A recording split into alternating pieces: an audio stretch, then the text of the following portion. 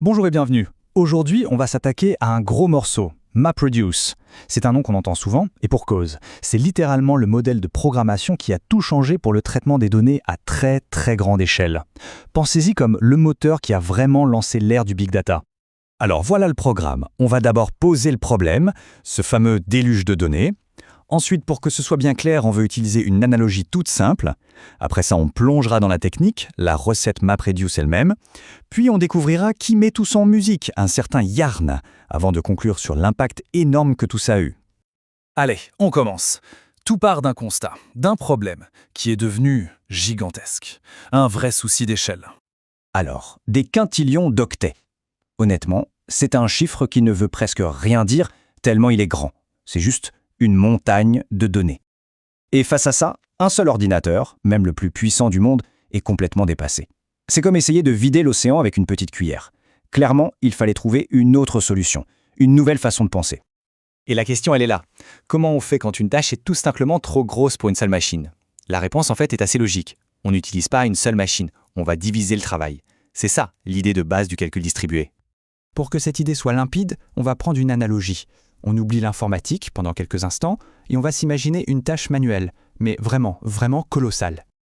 Voilà la tâche. Il faut compter chaque mot, un par un, dans tous les livres d'une immense bibliothèque. Une seule personne, elle y passerait sa vie, sans aucun doute. Il faut donc une stratégie, une approche basée sur le travail d'équipe et la parallélisation. Le processus, si on y pense, est assez simple et diablement efficace. Étape 1, on divise. On prend cette montagne de livres et on la découpe en petites piles gérables pour, disons, des centaines de volontaires. Étape 2. Chaque volontaire travaille en parallèle. Il compte les mots dans leur pile et pour chaque mot, il crée une petite fiche. Mot 1. Ensuite, étape 3, on regroupe tout ça. C'est une étape cruciale de tri. Et enfin, étape 4, on additionne. On prend chaque pile de fiches et on compte combien il y en a. Gardez bien ces 4 étapes en tête, elles sont la clé de tout. Bon, maintenant, retour à la technologie. On va voir comment notre histoire de bibliothèque se transpose quasiment à l'identique dans le monde informatique pour devenir un modèle de programmation super puissant. Et voilà, c'est là que tout s'éclaire. Notre analogie colle parfaitement au processus technique. Le travail de chaque volontaire qui compte les mots dans son coin, eh bien ça, c'est l'étape map. Le grand tri de toutes les fiches pour les regrouper par mots, c'est le shuffle. Et enfin, quand on compte le total pour chaque pile de fiches, c'est l'étape reduce. Map, shuffle, reduce, c'est vraiment ça, la logique au cœur de MapReduce. L'étape MAP, c'est donc la première phase. Chaque worker, chaque nœud de calcul prend son petit bout de données et le transforme. Il le map en paire clé-valeur. Exactement comme nos volontaires qui créent des fiches mots 1. Pour une ligne de texte, voiture, rivière, voiture, ça donne 3 paires. Voiture 1, rivière 1 et une autre, voiture 1. Vient ensuite le shuffle. C'est un peu la magie cachée du système, c'est automatique. C'est l'étape où le système, de manière très intelligente, trie et regroupe toutes les paires qui ont la même clé. En gros, il s'assure que toutes les fiches voitures de tous les volontaires finissent au même endroit, prêtes pour l'étape suivante. Et on arrive à la fin, le reduce. C'est là que le calcul final se fait. Le reducer reçoit une clé, par exemple voiture, avec la liste de toutes les valeurs associées, donc ici une liste de 1.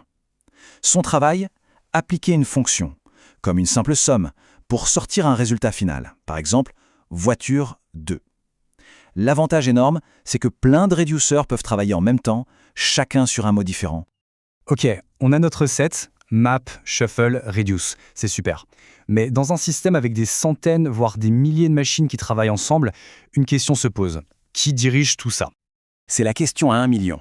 Parce que sans un chef d'orchestre, notre groupe de musiciens, aussi talentueux soit-il, ne produirait que du bruit.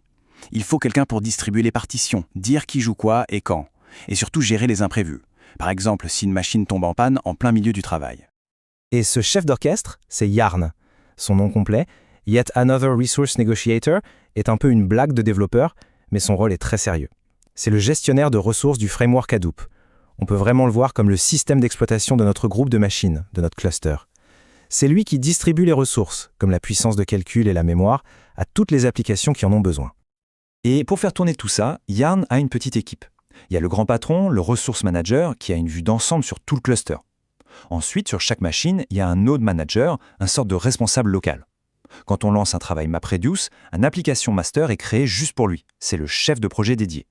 Et enfin, cette application master va négocier avec le grand patron pour obtenir des containers.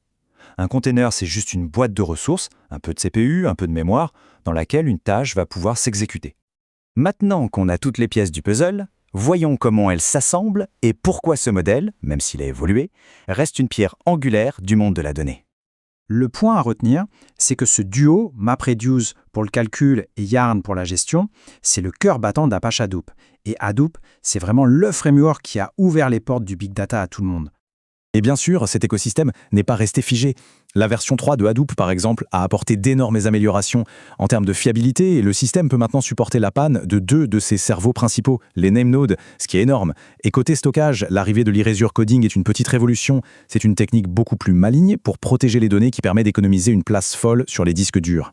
Alors au final, pourquoi tout ça est si important ? D'abord parce que MapReduce a simplifié le calcul distribué. Plus besoin d'être un expert en système complexe pour traiter des volumes de données énormes.